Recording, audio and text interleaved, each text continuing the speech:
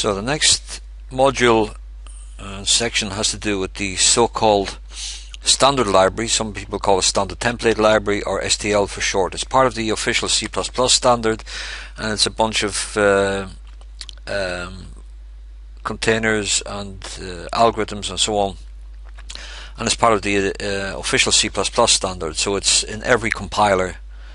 And the STL it originated around the mid-1990s. It was pretty unstable because every vendor had its own version of STL and so on, and now it's fairly robust and so on, so it's well worth using it in your C++ application. So let's give an overview of what STL is. It's a standard library for to model a lot of C++ classes like vectors and lists and so on, containers. And to use STL effectively, you've got to have a good idea of what templates are. In other words, using templates, specializing templates, and solving template compiler errors. It's a fairly lean and mean library in the sense that it's got very little virtual functions or OO hierarchies as far as I can see. There may be a few hierarchies floating around, but the focus in STL is on performance, so that you've got very efficient memory management and efficient computation. So I think it started in Hewlett-Packard's in the 1990s. Okay, there are 6 components, let's call the software in STL. First of all, we've got containers, and this will be the most important part of your work here in the course. These are placeholders for certain related groups of objects of a given type. So we've got containers for vectors, sets, lists, and so on. Algorithms, these are functions and operations which are performed on containers. So you've got different kinds of algorithms, and we've got a complete section on algorithms in the course as well, with different categories. So that's quite a lot of work. We've also got iterators, which are like pointers. You know what pointers are.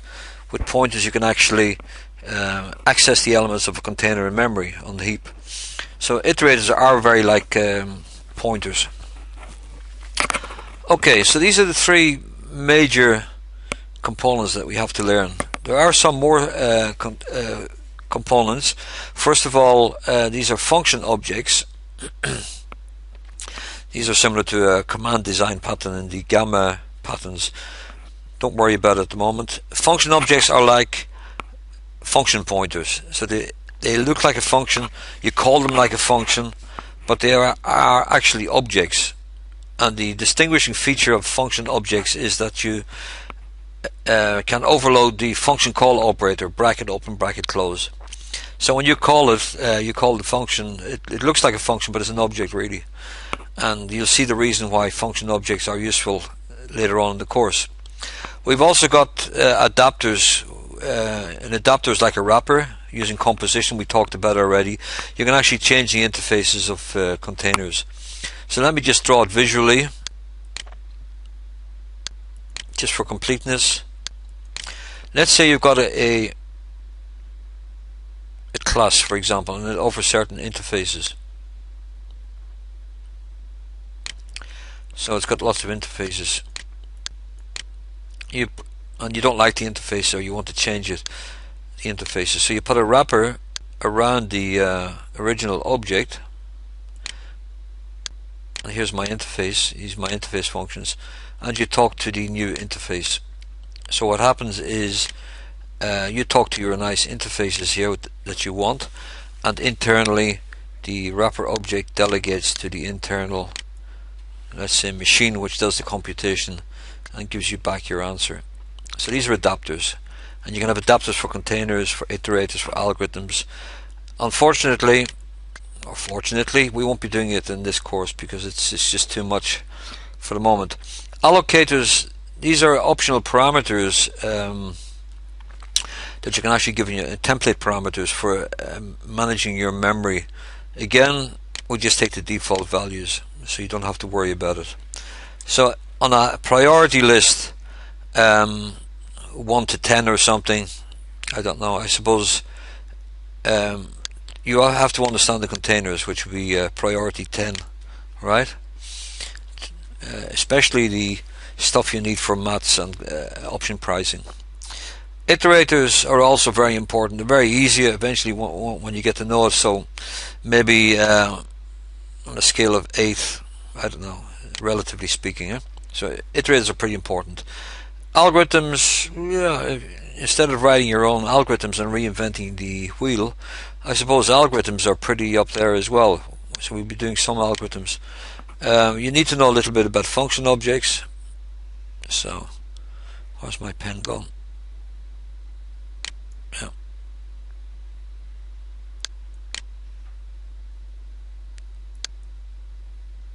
Okay. So you now know where you see where the focus is. Okay, so these are the components.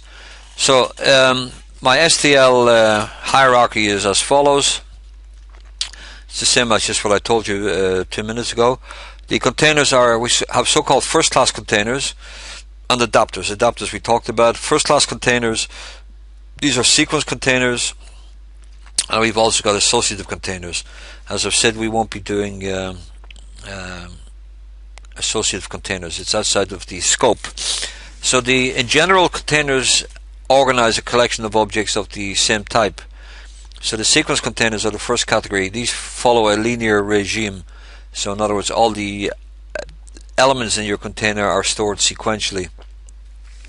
And we've also got sorted associative containers like maps and sets. Okay. So here are my containers. The ones we'll be concentrating on in the course are list and vector, of course. Associative containers, sets, multi-sets, maps, multi-maps. Adapters, you can actually adapt a sequence container, for example, to create a stack or a queue. These are all computer science kinds of data structures, and it's pretty important to know eventually, and to know what the complexity analysis is of the containers. In other words, how much big O notation, how much effort does it take to carry out a certain operation on a container. Now the algorithms are part of the STL, of course. You've got different kinds of algorithms, and maybe I can just show you the diagram here. So we've got non-mutating algorithms, mutating algorithms, sorting algorithms, numeric algorithms.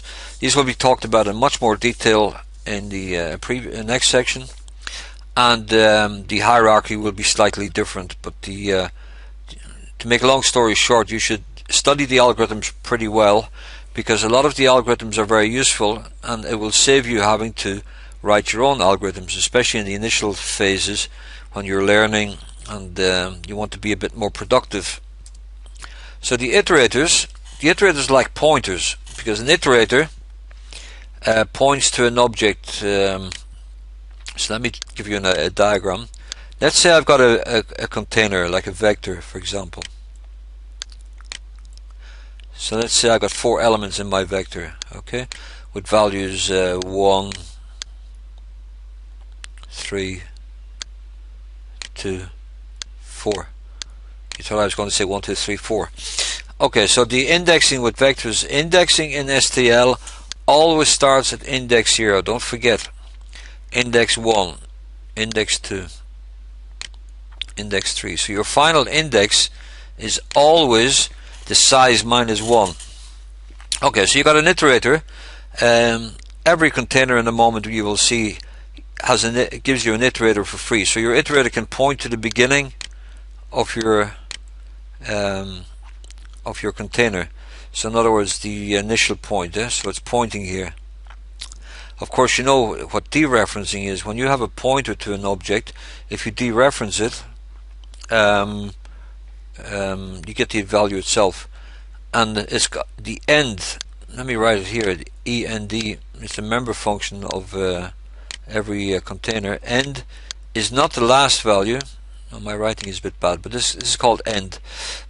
It's not the last value in your container. It's one beyond the last value. So it's not it does not correspond to a real value. So if you dereference when your iterator goes to here, which is like a pointer.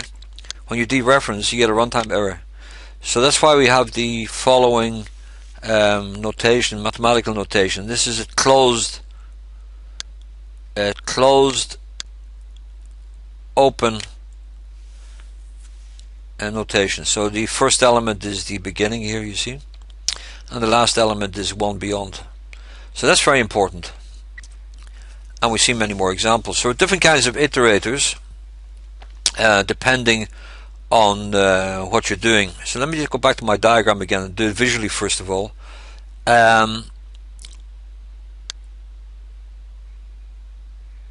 Okay, so you can have a forward iterator going in this direction from beginning to the end. You can also have a backward iterator going from the end to the beginning, depending on the types of algorithms you're interested in. And as we're progressing in the container, the iterator may be dereferenced. It can always be dereferenced, but it can be a read-only iterator or write iterator. So sometimes you just want to, you've got a constant object. You remember constant reference objects in functions.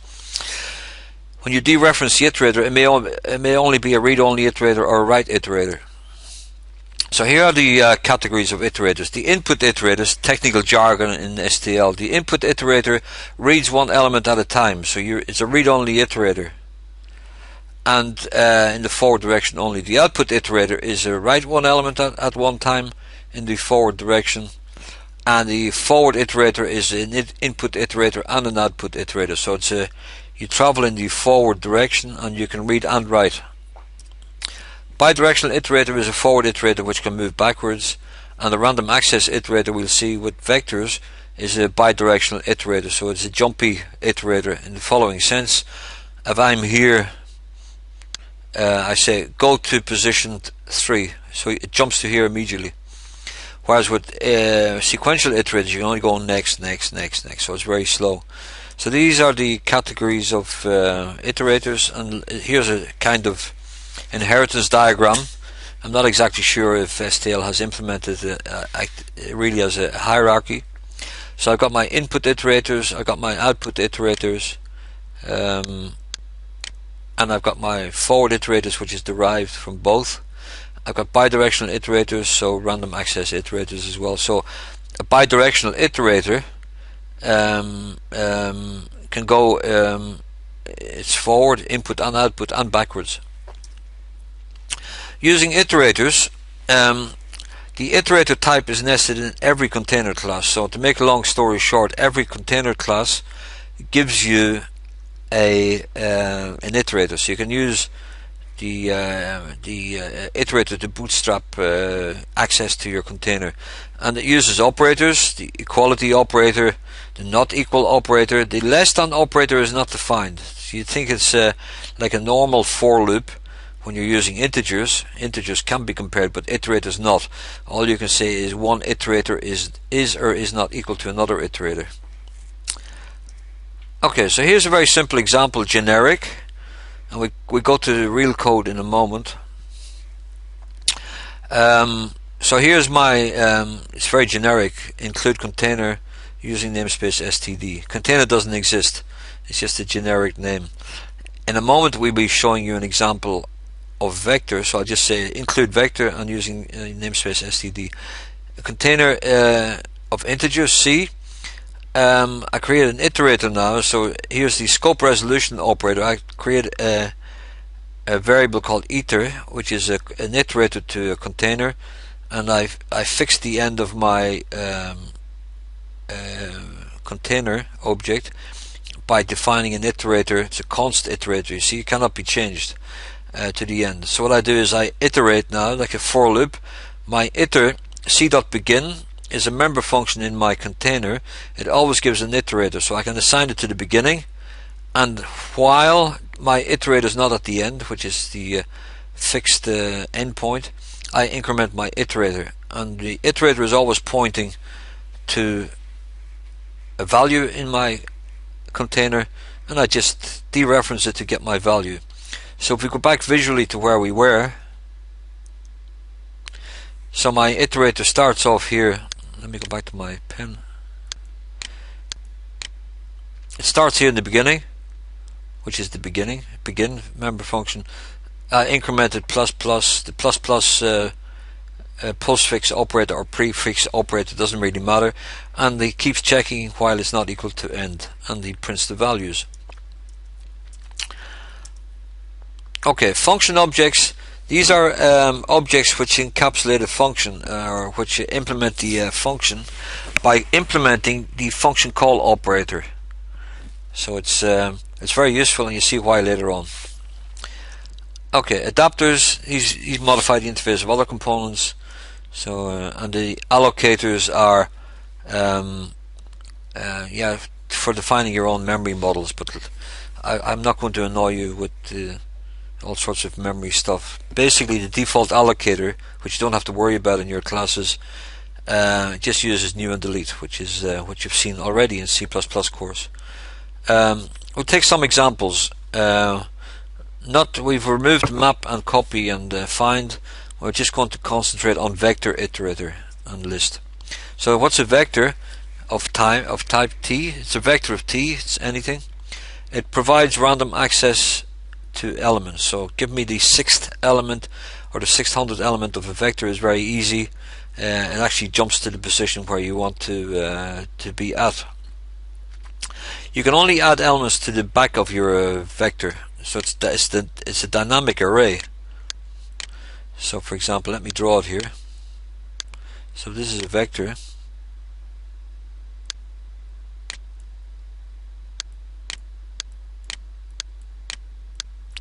So it can grow in this direction here, and the your index, the first index is 0, of course, second index is 1, and so on. So it can grow here. You can allocate reserved memory. Normally in my own applications, and if you're working with maths applications, you allocate an array and that's it. It doesn't have to change, but sometimes it may. To work with vector and STL, you just say include vector. So here's an example.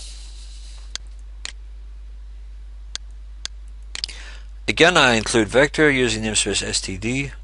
I want to create vectors with doubles, having double data type.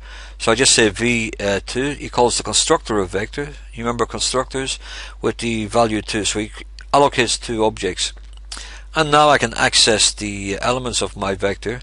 So v0 is 1, v1 is 2. Again, I've got a function called pushback, and I just say v pushback 3, so it actually increases the vector, and you can actually print the values here. To get an idea of what all the different containers do and so on in STL, you can use online help. You can use IntelliSense by just putting the cursor on top of your object and typing the dot here, and it will give you a whole list of functions to which it's applicable. Or you buy a good book on STL as well. And so now I want to, okay, so where are we? I've got my vector, and I want to iterate it now. This is one way to print the values, but now I just want to go from the beginning to the end. I define an iterator, iter, and it's called at the beginning. It's at the beginning. So my iterator, okay, I have an iterator at the end here, so I'm fixing it. It's a bit of an optimization technique. I just could have said v.end here without defining this extra variable. But anyway, my iter starts at the beginning, and while it's not equal to the end, which is the end member function, which is called, I increment my iterator and I dereference my iterator and I print the values. Okay, so this was my vector. We'll go to list as well. So here's a very simple example of list. So the syntax is almost the same, so I won't bore you with the details just yet. The only difference with list is that you can add elements to the front and to the back of your list. So if we go back to my diagram here, you can only add elements to the back here. With a list you can add elements to the front as well. But for the rest of the syntax it's almost the same. So what I'm saying is the following. If you know a vector in great detail, all the member functions and how to use it with iterators and algorithms, the other sequential containers are also quite easy, so is list in this particular case. So let's just look back on STL and what are the advantages of using STL. Of course, the biggest advantage is that the programmer does not have to reinvent the wheel. It's low-level reuse only, so more sophisticated classes are absent. It doesn't have matrices, for example, but you'll have to make your own matrix class or use something from another library. But you can extend it using inheritance, composition, and other libraries. And the syntax can be a bit cryptic in the early stages for people who are learning. They think it's really crazy, but once you get used to it, it's okay. So let's have the summary. We gave a summary of the 6 major components in STL, and in particular what I'm interested in are containers, iterators, algorithms, and to a lesser extent maybe function objects. And the good news is the syntax in STL is fairly uniform, so once you know one container, the others are fairly easy to do. Okay, so let me go to my very simple test case, a 101 example. It's a very simple example. I'm using I've got here strings. You've got strings as well in STL, much easier than strings in C or character pointers. And I include vector, include string, include IO stream using std namespace. Okay, I've got a print function I will talk about in a moment. But here I've just got my size t. This is an unsigned integer, so that I avoid compiler errors and warnings. Well, warnings. So I'm going to create a vector which is of a certain size, 10, and all the values are equal to pi. So what I do is I create an object called vector2 of vector doubles. So the underlying type are double is double. The size is n, and each value in the each element in the vector has value 10 or value 3.14. Member function vector2.size. You can actually see how many objects you have. And I can print the vector here. I can change some of the values. So at the index 0 it's 2. At index 1 it's the second element, it's going to be another value. I can go to the very last element, so it's not the size, it's the size minus 1, so be careful, and I can print it. So just let me show you a print function. We've got the size of a vector. It's just to show you an idea of how to use the online help and or IntelliSense in vectors. Vectors have a size, which is the dynamic size here. It's got 10 here, but you can also reserve more memory for a vector. So you reserve it, and afterwards you can see the capacity. So let me just, for the fun of it, do a vector2 dot. Here we are. Oh yeah. So you got a whole bunch of functions. You see. I now want to reserve. You see reserve here, you see? I can reserve new memory, yeah? So I reserve, here you actually see the input arguments. So it's got a count, a size type, which is a count. Size type is a number. So we had, the size is 10, but I'm going to reserve 1000 elements. So I'm making the, you see? And I'm going to, let me just run it to see if it works.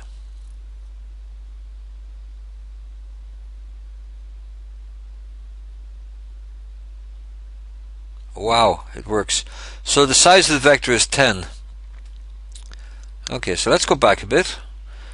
I'm now going to, when I reserve some elements, what happens to my size?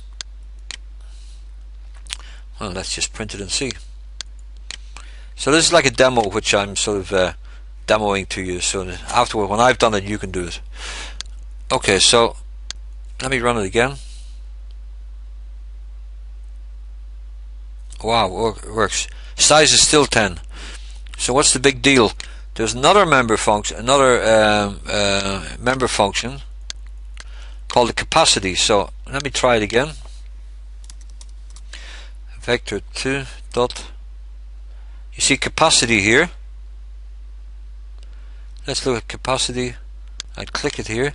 You see here, here's a member function. It's a const member function, you see, because it's a read-only.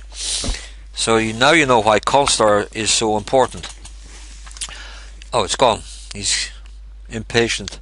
So here the yeah, okay. So the capacity is so I can just say capacity. Have to type in the okay.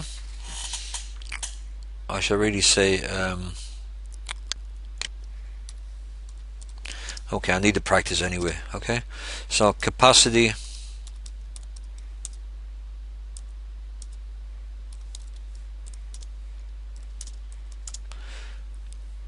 well, let me do an end line, of course.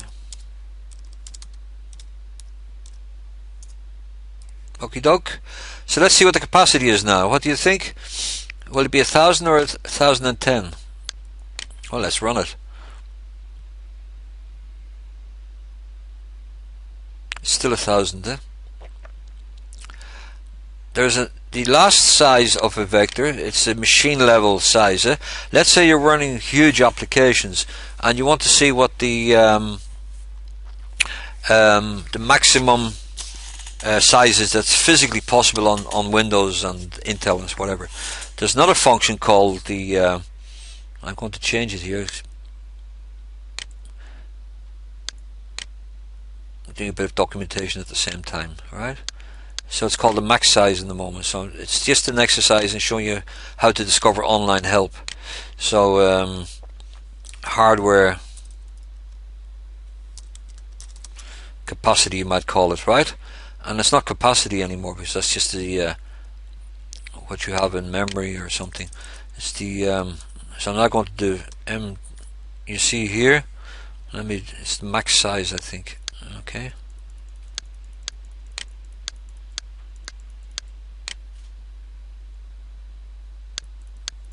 here, max size. Let's click it. It's a const as well, so it's got no input parameters, so I just say max and then okay, let's run it.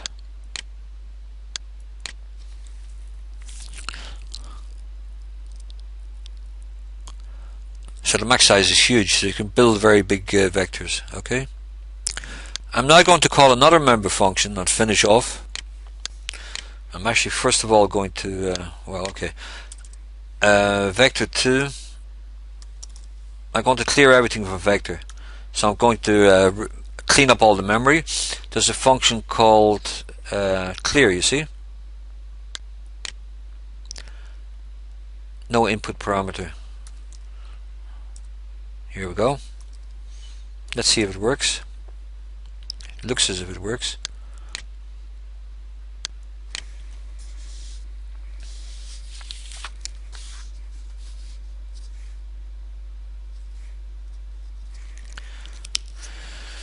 So it works. So what has been cleaned up? We're going to see in a moment. We're going to print out the values again. The max size will presumably stay the same, but what's going to happen to my size and capacity? My guess is, the compiler might prove me correct or wrong. My guess is everything will be 0. So let's run it again.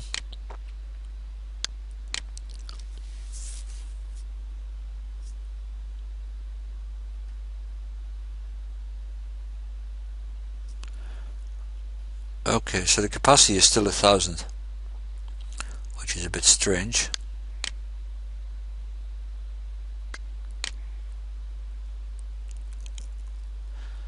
Okay, so this is the example. So you can do it with lists and so on. Eh? So let me just show you one last example list.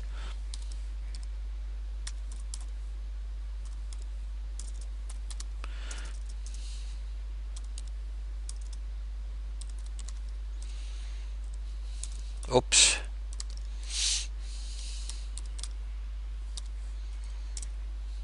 That doesn't work, you see. What's wrong? I typed it in, looks good. List is STL. You would think. No, because you have to include list. So let's make a copy. It's very difficult to program here because the as I've said, Camtasia is working in the background.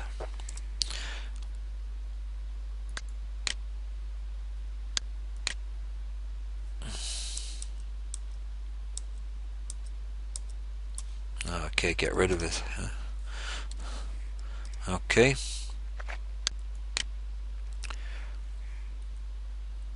Looks a bit better, eh? And I'm going to my list again, IntelliSense. You see push. I push back and push front. You see, pop back, pop front. Let me see which one he does. Yeah, okay.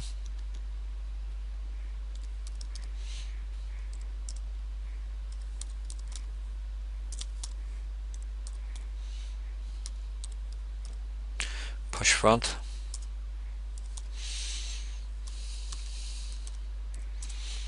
Let's run it, see if it compiles.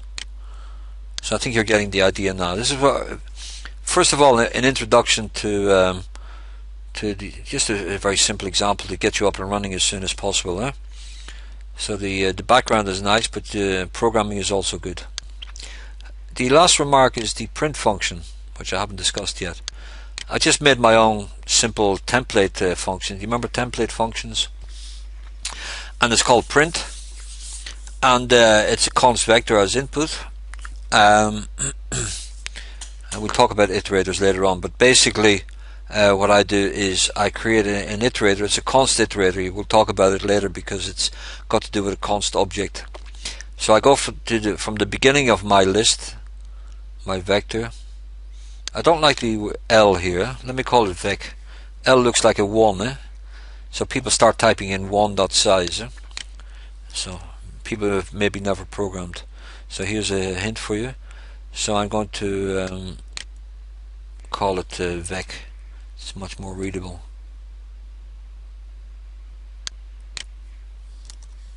Okay. So what I'm doing is I'm going from the beginning of my vector to the end of my vector, while it's not in beyond the end of the vector, and I'm incrementing. This is the prefix increment operator. Okay.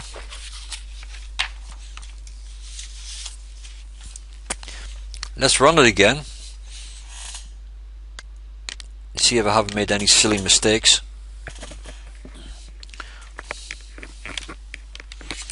So it looks okay. Okay, because you're asking me, I'm going to let's type the size. What's the size of my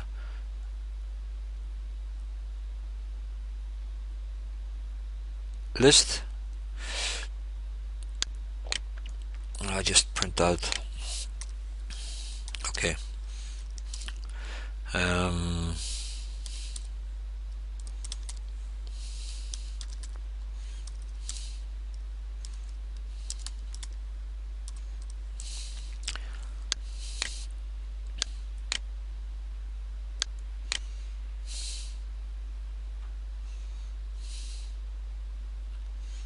So the size of the list is 2 as well. Okay. So let me go to the little quizzes just to get your brains up to speed. The what about nested containers? Wow, I've got a vector whose elements are vectors, whose elements are t's, and vectors of list. This is possible as well. Try it in the code and add the elements to your vector. But every element of the vector will be a vector, so it's like a matrix. Investigate what complex t is. Complex numbers. So you can actually go to include complex in your main program and just do it. You could use composition to create a matrix class with vectors of vectors as internal structure. So if you've got a matrix class, what are the member functions? So the questions here are pretty high level, and it's not a multiple choice question, but it's something to think about and see if you can program it, because later on we'll be using more advanced data structures and so on. Okay, so we're finished. So this was a very global introduction to STL. What's coming next is sequence containers, like vectors and lists, which are fairly easy now, I hope. And iterators we need to talk about, and algorithms. So stay tuned. See you later.